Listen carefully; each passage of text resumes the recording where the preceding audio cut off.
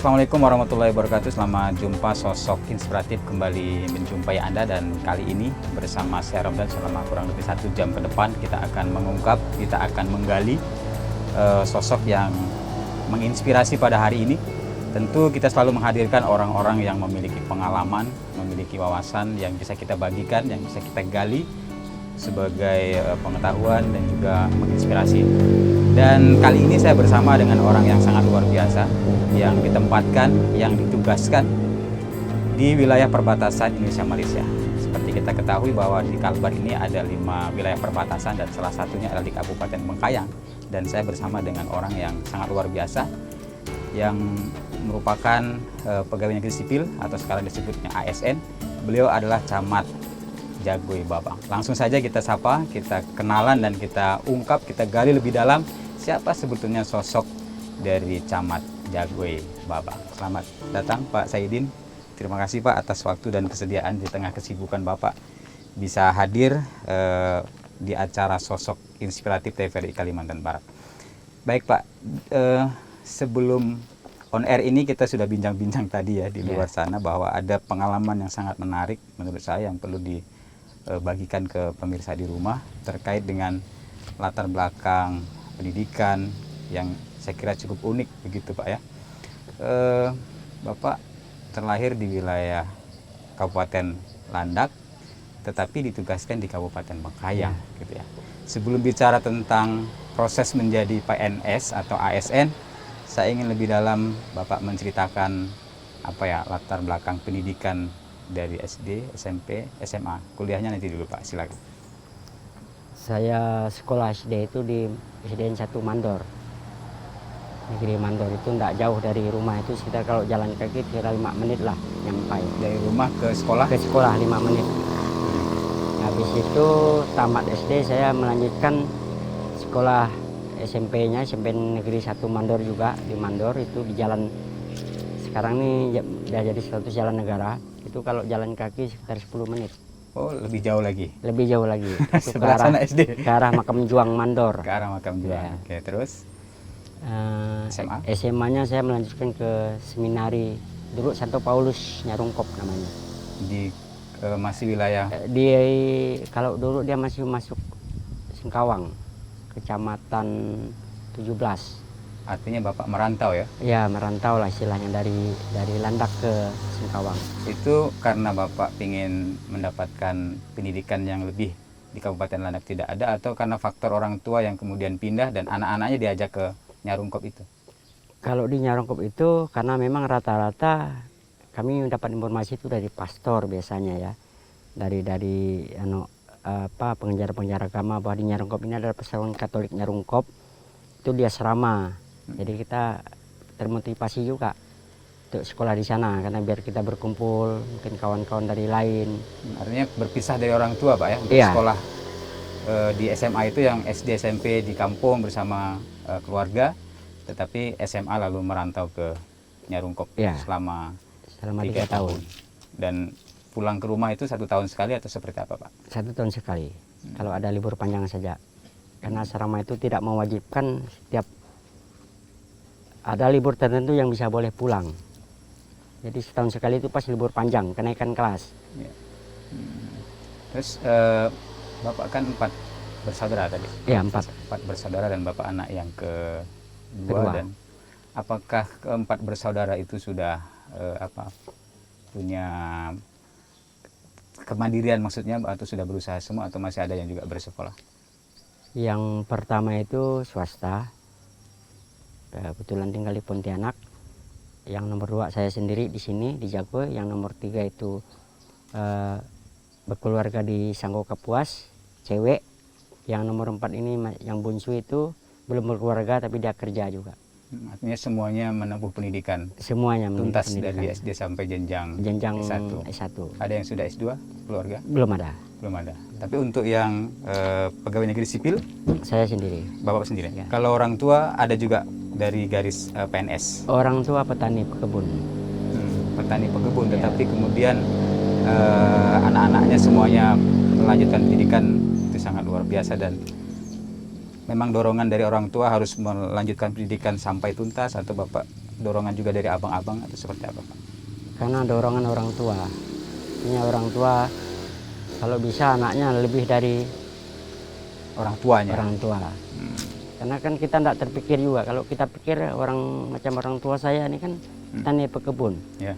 Kalau dipikir kalau kuliah jauh-jauh kan lebih, tapi mereka mampu mereka sehingga kita sampai selesai. Pada saat Bapak SMA ke Nyarungkop tentu kan berpisah dengan orang tua. Ya. Barangkali Bapak masih ada teringat kata-kata atau pesan yang disampaikan orang tua pada waktu itu pada saat Bapak menempuh pendidikan di Nyarungkop yang selalu membekas dan itu akan selalu diingat begitu. Orang tua selalu pesan bagi belajar, berbuat baik dan jujur. Dan itu selalu menjadi pegangan ya. Kalau disiplin itu asrama sudah pasti otomatis disiplin. Kemudian karena kita kalau bicara pendidikan tidak cukup di SMA kan, Ya. kita lanjut ke kuliah. Ya. Informasi kan Bapak kuliahnya itu ikut teman-teman begitu ya, Betul, karena betul. teman-teman di satu kampus, Ya. lalu Bapak ikut ke kampus tersebut Ya. begitu. Di mana Pak? Boleh ceritakan? Kalau kami dulu, kalau di Nyarungkop itu pasti kawan-kawan cerita begitu. Tamat dari Nyarungkop itu pasti ke Jogja. Hampir rata-rata tamatan Nyarungkop itu tujuannya ke Jogja karena memang pengajar-pengajar itu hampir rata-rata gurunya dari tamatan Jogja, Sanata Darman, Pak Jaya dan lain-lain. Iya. Jadi itu membekas. Jadi setiap impresi mereka sampaikan bahwa kalau kita mau kuliah ke Jogja. Hmm. Akhirnya 1994 saya berangkat ke Jogja. Sendiri saya tuh berangkat. Zaman itu enggak ada pesawat, Pak. Masih langka pesawat ya? Pakai lawit. Masih pakai kawal lawit ya? Kawal lawit. Saya berangkat sendiri, hanya berbekal dari Pak Guru saya, Pak Enderkus Klemen namanya. Iya. Saya sampaikan, kau sampai di Semarang, turun di pelabuhan ini, nanti kau jalan kaki saja, pasti ada akan teriak tuh. Akan ada orang yang berteriak. Bis Oh, teriak. siap.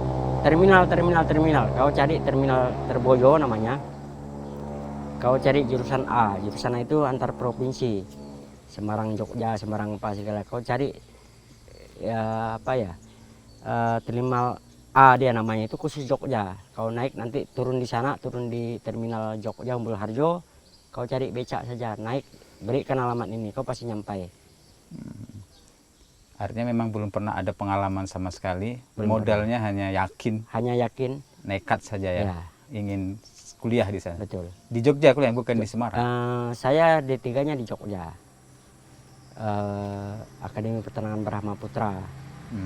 Habis itu melanjutkan ke Undip, Universitas Diponegoro, S1. S1-nya. Berarti 3 tahun di Jogja, 4 tahun di Jogja, 4 tahun lebih di di Undip, Semarang. Semarang. 94 mulai kuliah di Jogja, Iya. Selesai. 95, 98 saya selesai. selesai di Jogja, lanjut Lanjut ke Undip, ke Undip, Ya. 98 98. Selesai 2004. di jurusan yang sama, Yang sama. di peternakan. Iya.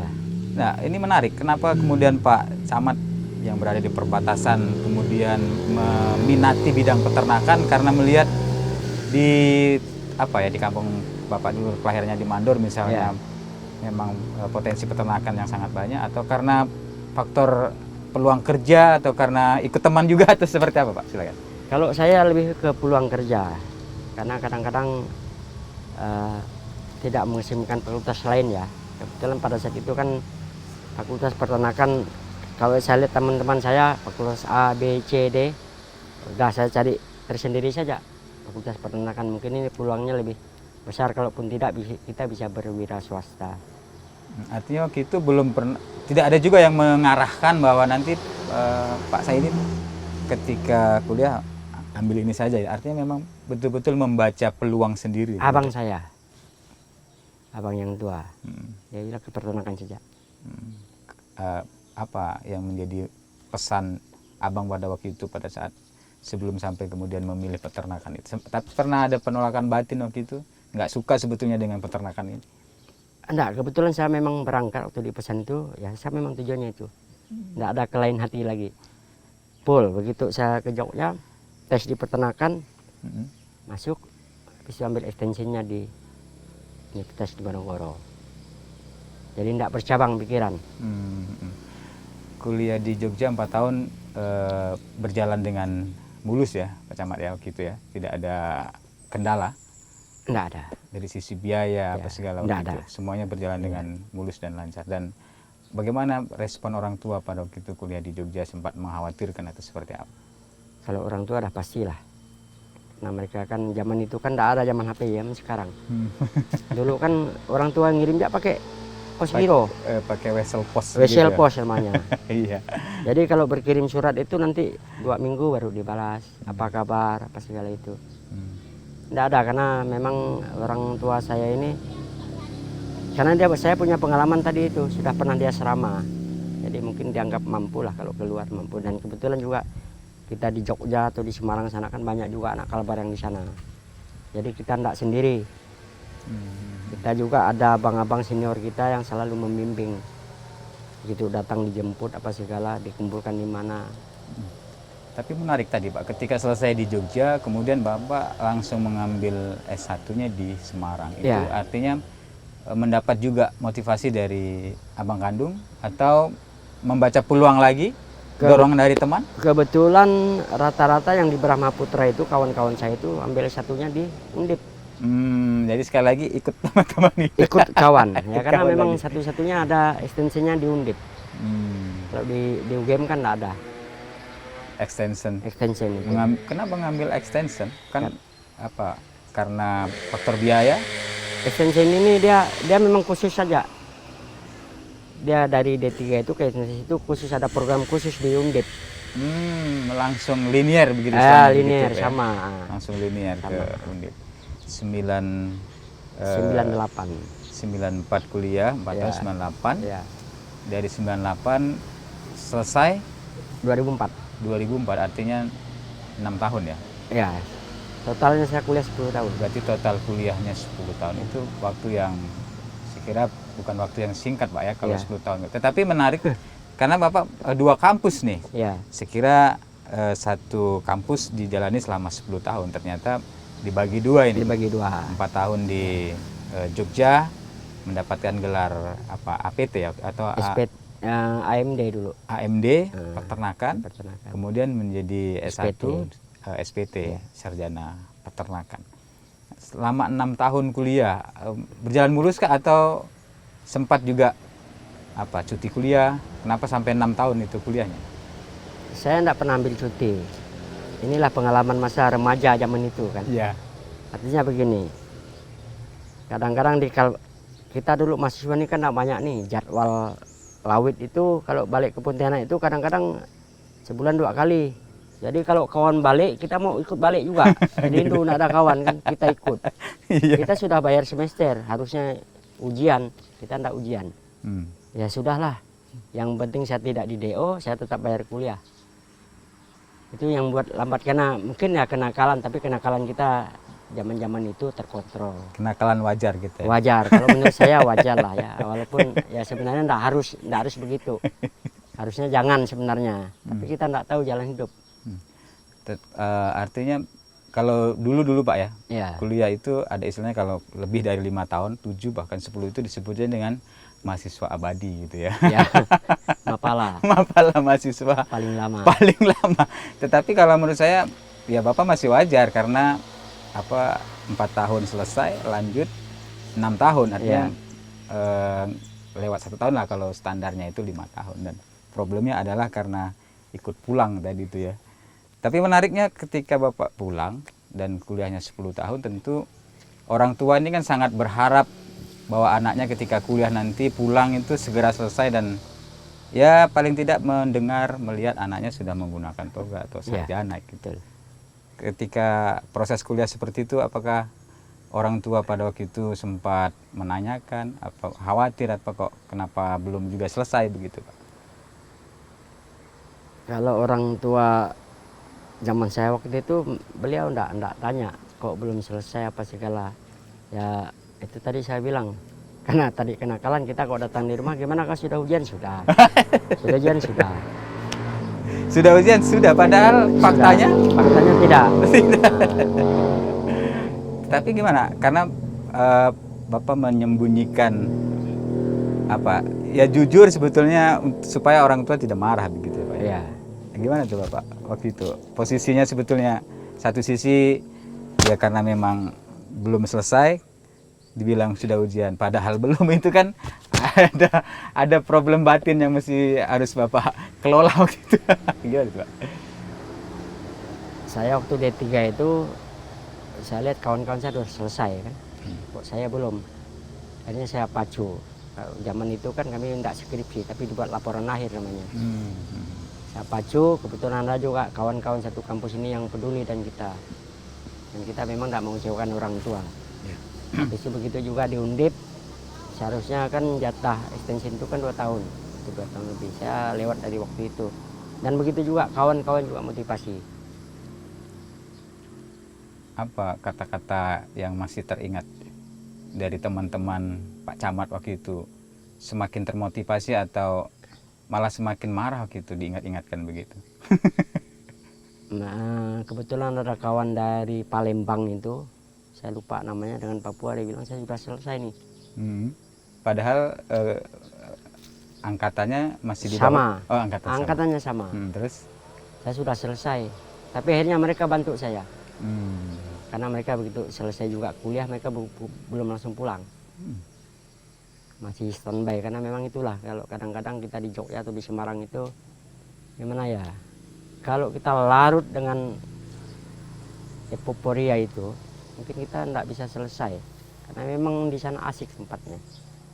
Maksudnya dunia kampus, kemudian lingkungan belajar. Lingkungan belajar dan lain-lainnya. Karena memang di sana tempat, artinya begini ya, tempat paling aman dan paling enak di zaman itu.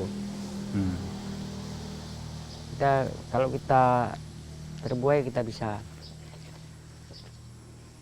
lalai ya. Bisa lalai. Dan tidak bisa selesai. Bisa. Tapi siapa sebetulnya Pak yang paling memberikan motivasi kuat sehingga kemudian Bapak itu bisa selesai? Dan teman Bapak tadi cerita dari Papua misalnya yang sudah selesai tapi rela mengorbankan diri untuk sama-sama membantu Pak Camat. Sebenarnya siapa sih dibalik orang yang memberikan motivasi itu? Atau tiba-tiba Bapak terpikir dengan ini begitu? Ditahan dulu Pak jawabannya Pak ya. Simpan dulu Pak. Baik, menarik bicara dengan Pak Camat nih, sosok ASN atau PNS di wilayah perbatasan. Kita akan gali lebih dalam bagaimana proses awalnya menjadi PNS dan kemudian bisa menjadi camat di Jagoi Babang. Kita akan kembali setelah yang satu ini, tetap dalam Sosok Inspiratif.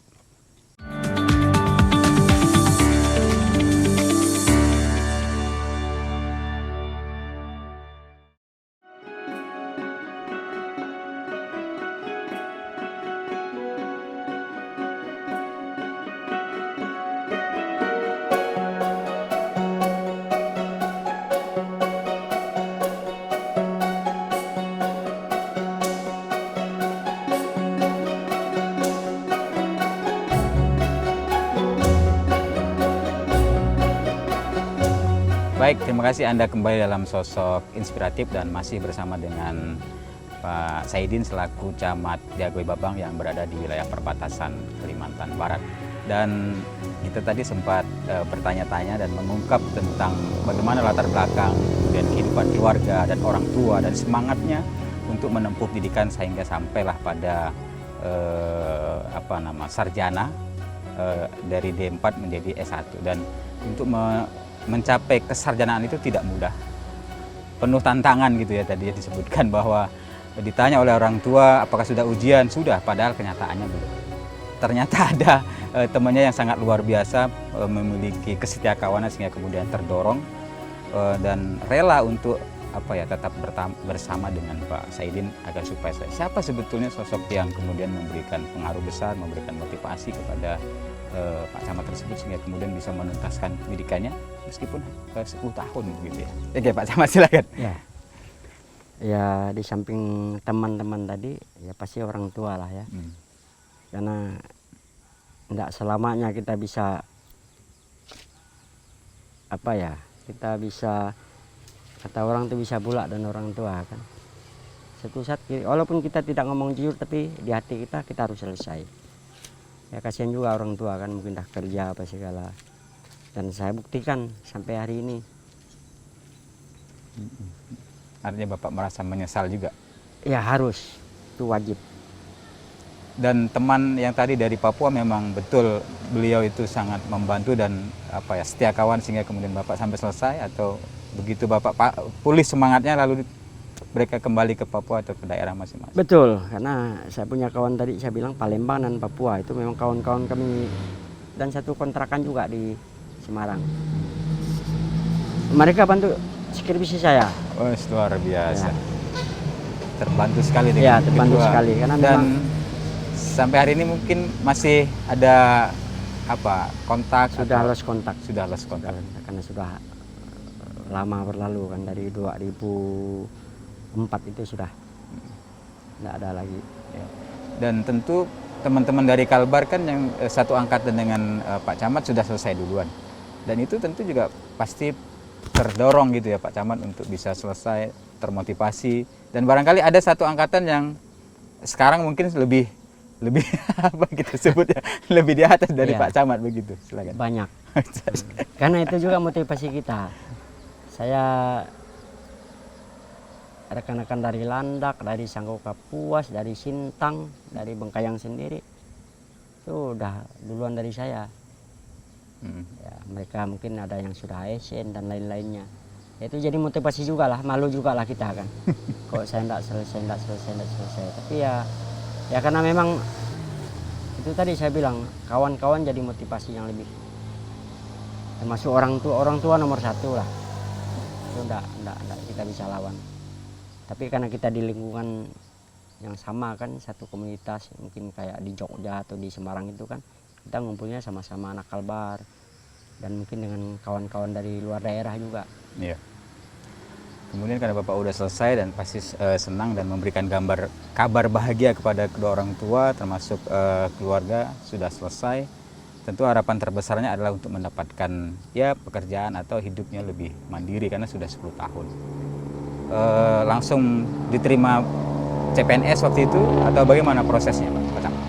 Saya selesai, enggak salah saya 2004 bulan Oktober, bulan 10. Saya lupa tanggalnya, wisuda. Habis itu saya balik ke Kalbar bulan 11 atau hampir 11 akhir itu ada pembukaan Pemda. Jadi rentangnya dari lulus kuliah sampai ada formasi? 1 bulan. Nganggur 1 bulan berarti? Ya, nganggur 1 bulan. Saya tamat, ada pembukaan formasi. Waktu itu kan dia kalau kabupaten ini kan sama tuh formasinya, mau Landak kah, mau di Sintang kah, Bengkayang kah. Saya lihat ada formasi sarjana peternakan.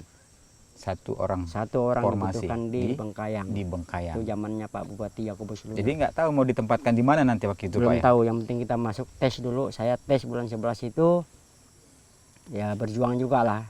Ya karena mungkin yang dari atas sudah bilang garis tangan, ya kau harus pegawai di Bengkayang. Saya masuk Pak. Di lolos di peternakan itu.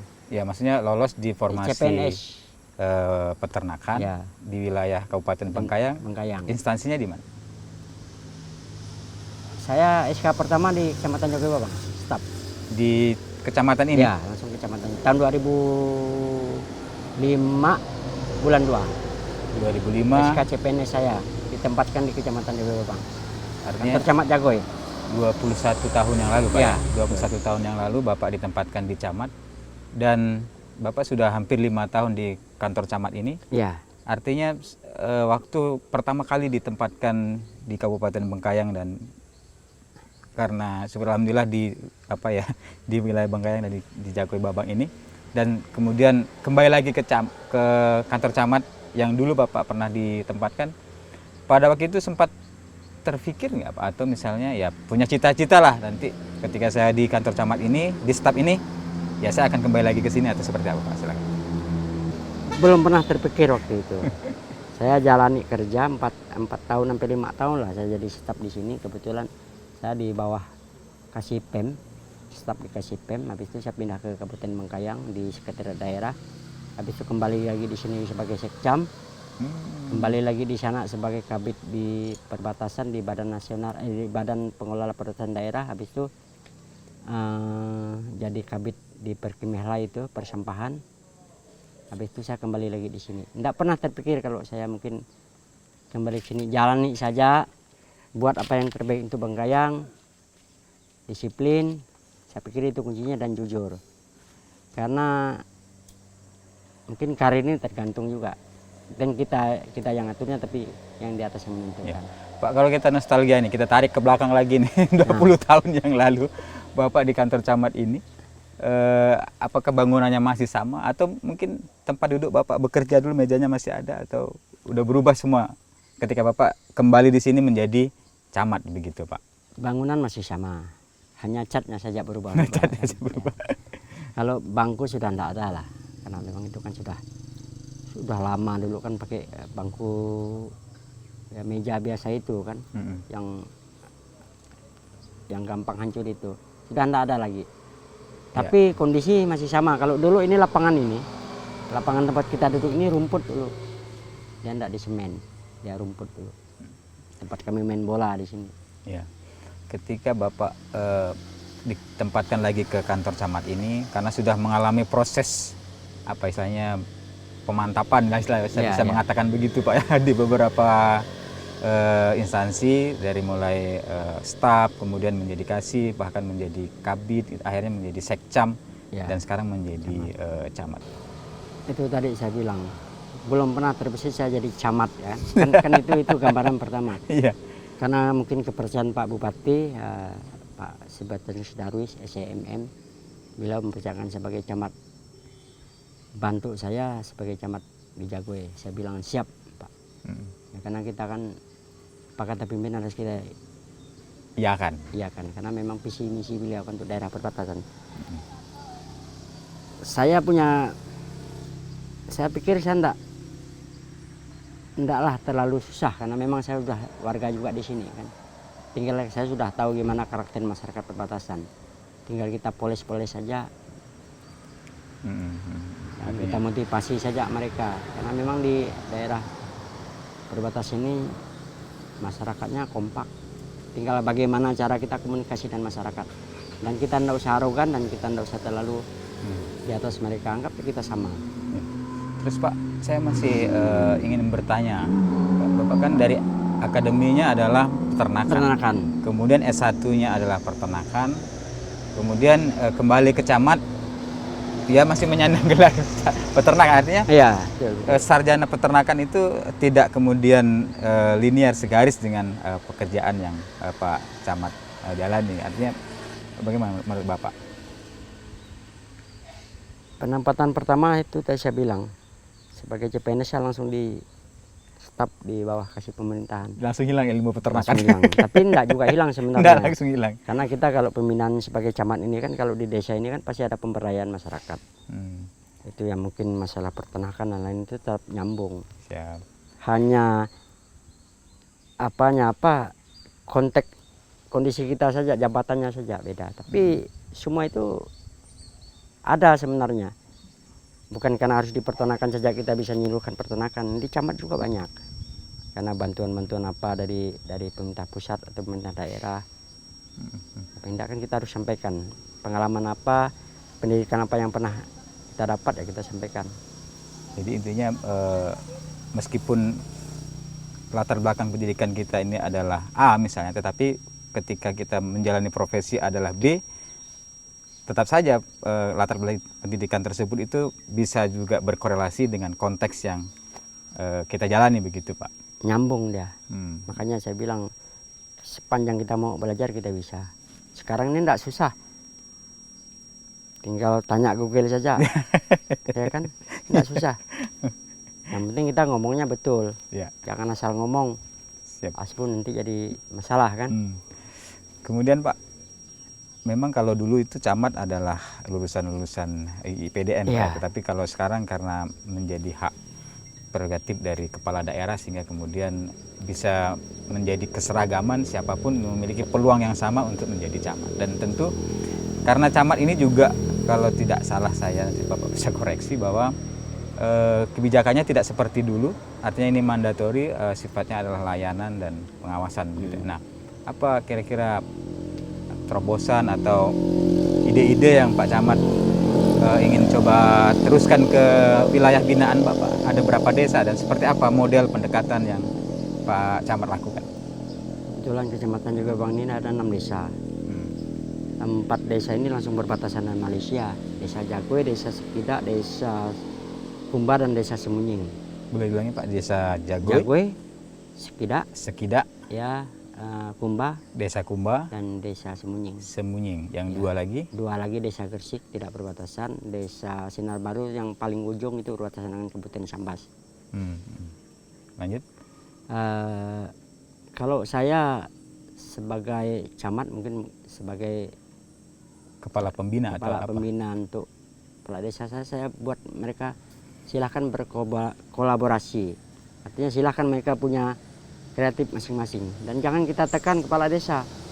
Karena kepala desa ini dipilih masyarakat langsung. Tapi yang salah dari mereka harus kita betulkan sesuai dengan aturan yang berlaku. Karena memang kami pengawasannya ada di dana desa dan ADD. Dan mungkin pelayanan-pelayanan ke masyarakat apa segala, mungkin surat pengantar apa segala itu. Kalau saya dengan kepala desa, silakan juga berkolaborasi, silakan juga berinisiatif. Yang penting desa kau maju dan kau tidak usah buat aneh-aneh. Jangan aneh-aneh Pak ya. Jangan aneh-aneh, cukuplah. Kalau kita buat kita bilang aturan, mereka juga sudah paham aturan. Jangan aneh-aneh, sudah paham ke mereka. Makanya mereka silahkan. Kalau salah baru saya tegur. Tadi juga kita sebut di sebelum on air ini bahwa ternyata ada beberapa kecamatan yang wilayah cakupan desanya itu lebih dari 10. Ada yang 11, ada yang 18. Ya. Tetapi di Kecamatan Jagababang ini cuma 6 desa Pak. 6. Artinya beruntung ya, cuma 6 desa, lebih sedikit atau justru sedikit karena di wilayah perbatasan juga harus ekstra untuk pembinaan dan pengawasannya. Sama saja sih sebenarnya, karena memang luasan wilayah ini kan tidak terlalu luas juga. Jadi saya pikir kalau dia 6 desa itu sudah maksimal lah. Sudah maksimal. Artinya kalau segi pengawasan, ya tentu lebih sedikit desa lebih enak pengawasannya kan sebenarnya kan. Iya. Tapi kalau kita, karena kebetulan memang sekarang ini kan tidak ada lagi, mungkin moratorium Pemekaran desa tuh masih dibatasi kan. Dan sebenarnya desa Jagwe ini sudah bisa dibuat dua desa karena memang penduduknya sudah lebih dari hampir 3.000 desa Jagwe tersendiri. Dan camat sejatinya juga sebetulnya mendukung kalau misalnya kebijakan pemekaran itu tidak dimoratorium begitu ya. Ya, karena kalau ada pemekaran kan saya pikir rentang kendali itu kan semua masyarakat bisa terlayani. Khusus di desa Jagwe ini masih punya peluang dua desa. Nah, tadi kan ada 4 desa di wilayah perbatasan langsung dengan Malaysia. Ya. Salah satunya Jagababang, kemudian ada Semunying tadi, ada Sekindak, sama apa satu lagi? Ada Kumba. Nah, di Jagababang ini sebagai desa wisata. Ya. Nah, tentu kehadiran desa wisata ini tidak kemudian muncul dengan sendirinya, tidak kemudian spontanitas, tentu juga ada dukungan, ada peran serta dari kecamatan dan termasuk Pak Camat tentu punya peran di situ. Bagaimana? Kebetulan desa wisata ini kan tidak salah saya 2022 kalau tidak salah, nanti silakan koreksinya. Nah, itu jadi desa wisata Bung Kepuak namanya. Itu dapat penghargaan di Jakarta. Dan kebetulan Pak Kades ini orangnya itu tadi saya bilang semangatnya kuat dan masyarakatnya juga. Ya tentu saya sebagai camat dan jajaran ya mendukung. Kita beri support walaupun mungkin kita hanya beri semangat, kita datang di sana, kita bicarakan, kita rapat bersama. Tapi tidak, Jagwe ini sebagai daerah perbatasan harus terangkat lah. Karena memang itu tadi saya bilang kalau kita untuk mungkin kalau dari segi materi mungkin kita tak ada lah situasi sekarang kan. Iya. Tapi kemauan masyarakat Jagwe ini sangat kuat. Terbuktilah dengan bulan-bulan gawe ini kan, gotong royongnya apa segala itu karena pertama ya pasti dari unsur kepala desa, kecamatan dan Porkopincan dan lainnya, dibantu lagi mungkin masyarakatnya kompak. Kalau Porkopincan kuat, kepala desa kuat, masyarakat tidak kuat pun tidak akan terbentuk ya. Kita tidak bisa berjalan sendiri. Makanya saya bilang selalu saya tekankan ke desa. Kalau saya rapat bersama kita bisa. Pernah ada pengalaman Pak Camat ketika turun ke desa-desa, ya meskipun cuma 6 desa ya, nggak sampai 18 desa, tapi wilayahnya itu berbatasan langsung dengan Malaysia. Dan 4 desa itu pada saat Pak Camat melakukan pembinaan, pernah punya pengalaman misalnya ada kepala desa atau ada salah satu warga yang kemudian menyampaikan aspirasi atau melontarkan ya kekecewaan terhadap program-program di desa, kemudian curhat kepada Pak Camat, dan ada sesuatu yang kemudian pengalaman menggelitik Pak Camat terkait ke desa-desa itu, silakan. Itu pasti ada. Ya, Saya enggak perlu pasti ada Pak ya. Pasti ada. Nah, jawabannya nanti itu seperti apa? Ya. Jawabannya nanti seperti apa?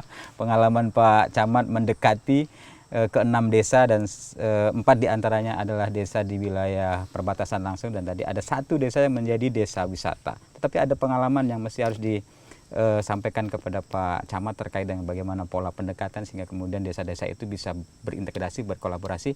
Kita akan kembali setelah satu ini tetap dalam sosok inspiratif.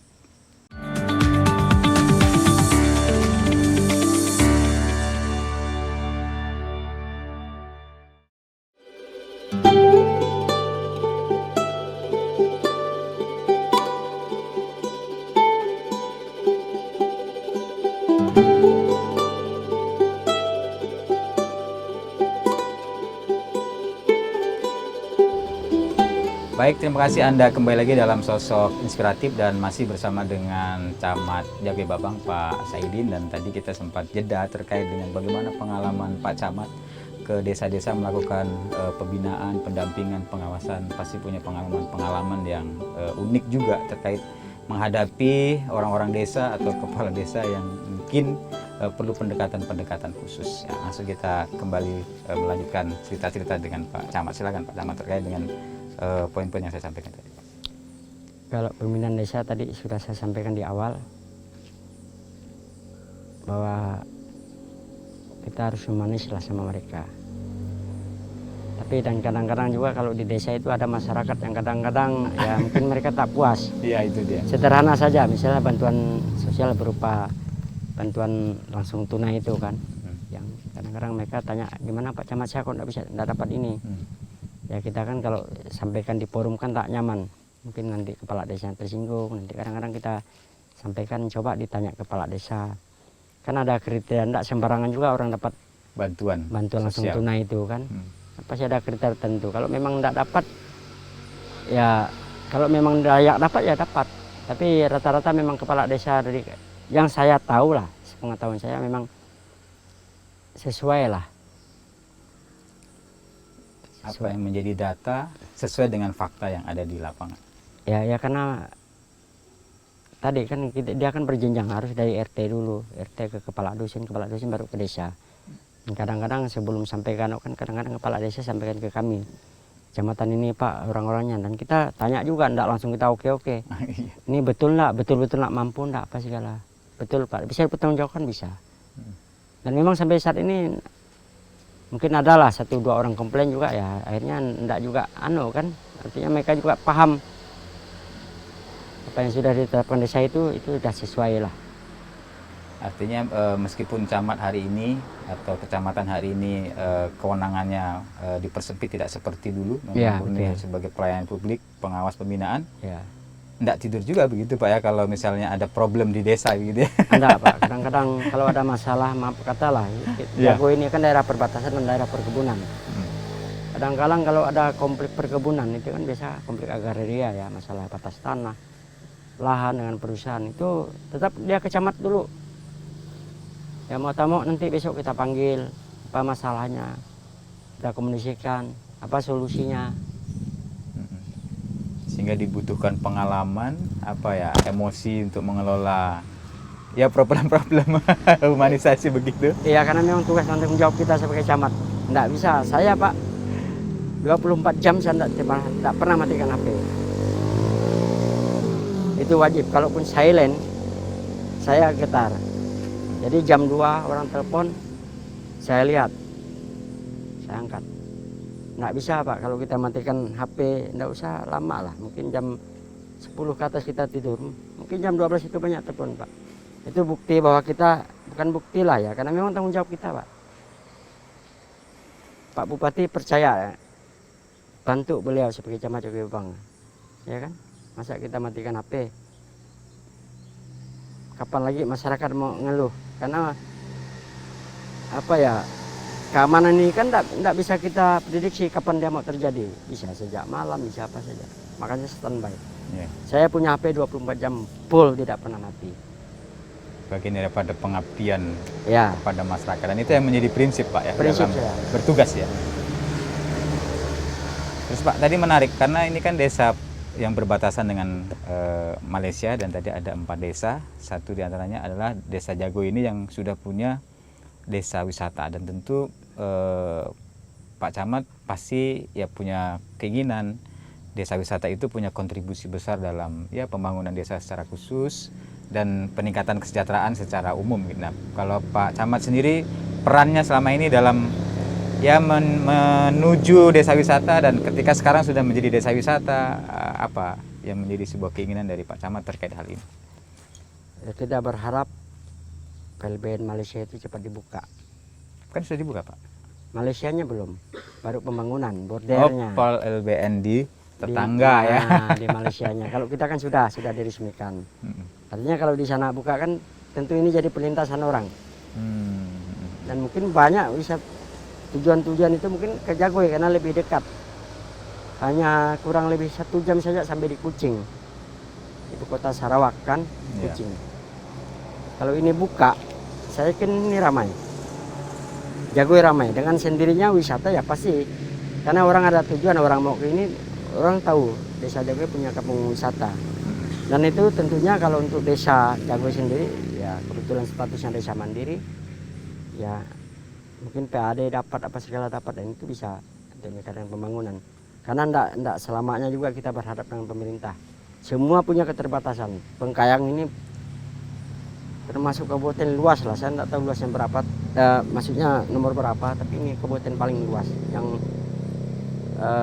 jangkauannya cukup banyak daerah sulit juga. Kalau hanya mengharapkan Pemda, saya yakin tidak mampu juga. Memang kita harus berdikari, artinya desa lah.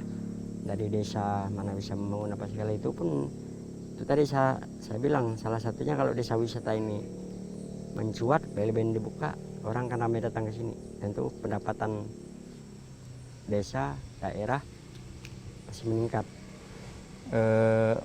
Karena cuma 6 desa Pak ya, dan Ya. tadi ada 2 desa yang tidak berbatasan dengan Malaysia. Barangkali Pak Camat juga pernah ya sampai ke titik-titik yang paling sulit diakses, misalnya ya ada pengalaman apa ya, merasa kenapa belum diperhatikan, ternyata ada pengalaman kecewa dengan ya satu sisi kita sebagai pemerintah, tapi sisi lain melihat keterbatasan kita sebagai pemerintah untuk mencoba memberikan akses yang sama gitu. Yang tadi itu Sinar Baru Pak. Itu mungkin kalau dari sini 1,5 jam lah. Kenapa dia? Karena itu masuk HGU perusahaan, sekarang Agendas Palma Nusantara. Kalau dulu kan Duta Palma, itu wilayah kebun Pak. Jadi kalau Pemda untuk bangun jalan kan mubazir Pak, itu wilayah kebun, masuk HGU perusahaan.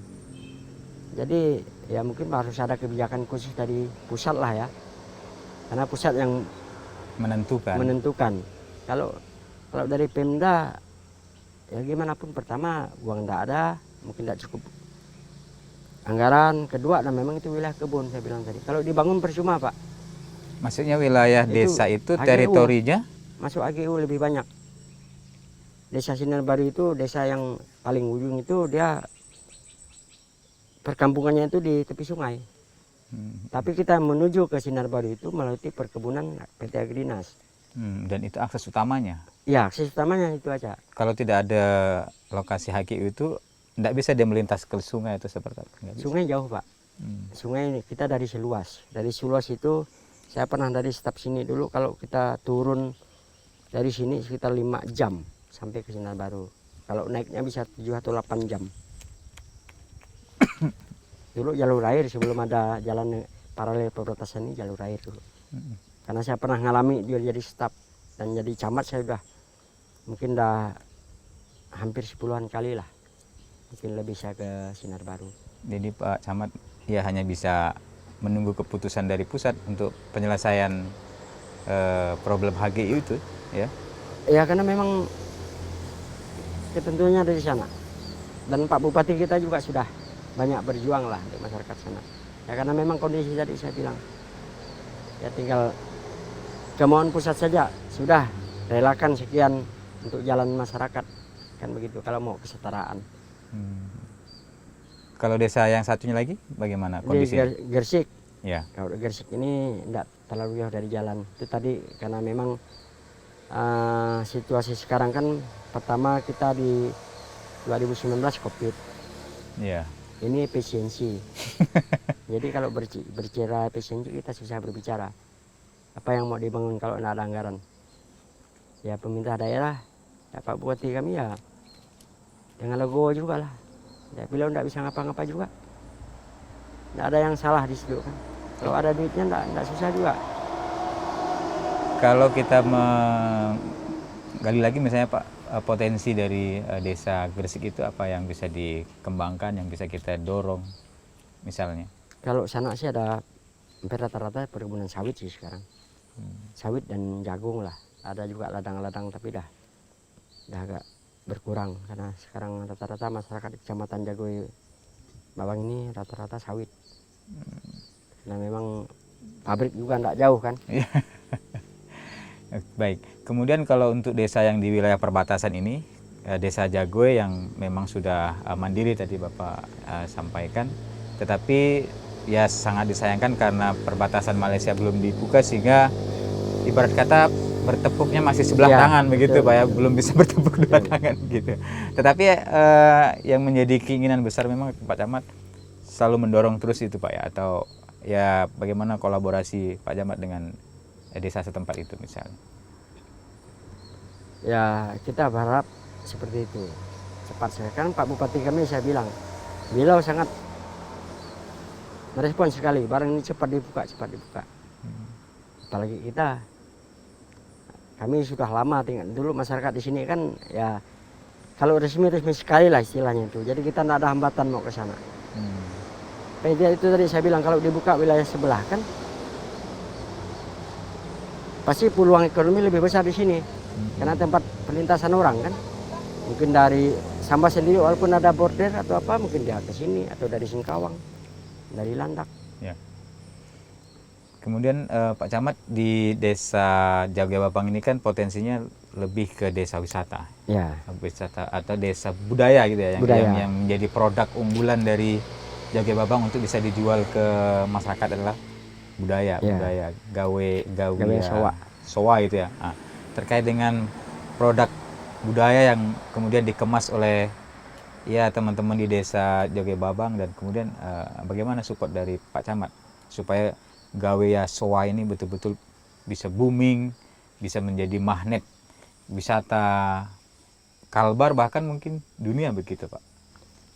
Itu tadi saya bilang kolaborasi antara masyarakat, pemerintah daerah dan kepala desa. Ya, kita saling ketemu, rapat bersama, apa yang mau kita buat bersama kita bisa. Tidak banyak motivasinya, sederhana saja. Kalau kita kompak, gotong royong kompak, bisa maju dia kan.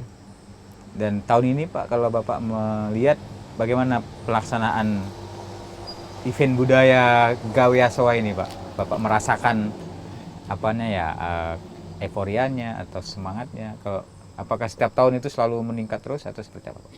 Kalau dari kunjungan saya lihat setiap tahun meningkat, karena tahun kemarin 1.400 tamu dari Malaysia. Ini yang saya tanya panitia sudah 1.600 yang terdaftar. Artinya mereka mau berkunjung sini lebih banyak kan, lebih antusias. Kalau dari daerah kita kan kita tidak tahu karena kita nanti kita lihat tanggal 3. Tapi biasanya Jagoy ini memang kalau gawainya dari menjadi daya tarik tersendiri. Ada hal-hal khusus yang mungkin kita bisa jelaskan. Kenapa orang mau ke Jagoy kan? Yeah. Pertama dia daerah perbatasan, ya kedua mungkin kesan pelayanan masyarakat itu sendiri terhadap orang lain. Dan yang menjadi apa namanya wilayah teritori pelaksanaan Gawe ini kan di Kecamatan Jagoy, artinya yang menjadi pelaksana adalah Kecamatan Jagoy Pak ya, dan Bapak lah sebagai camatnya di sini.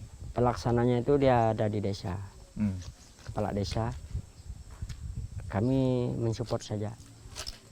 Karena memang domainnya domain desa dan ketua-ketua adat, kepala benua apa segala itu.